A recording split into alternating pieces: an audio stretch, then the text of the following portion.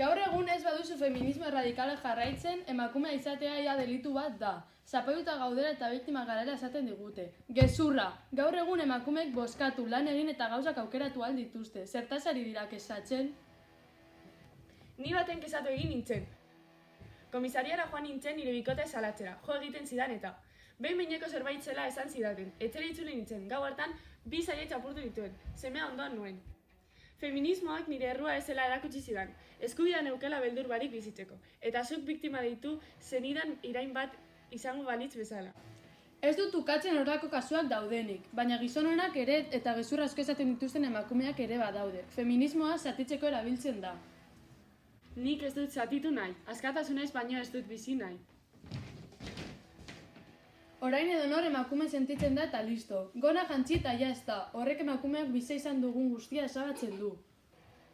Nik ez dut mozorrorik janzten, ni aurrera noa.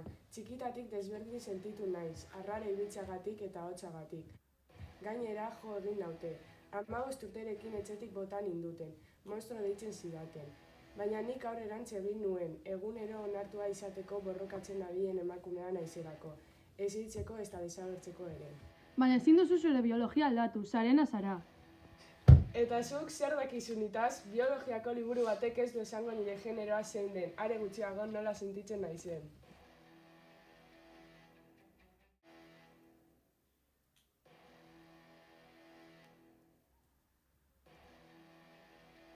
Abortua tragedia bat da, seme bat hiltzea da, emakumeak ez du abortatu beharrik, laguntza behar du, baliabideak, bizitza sabelean hasten da eta babestu egin behar da.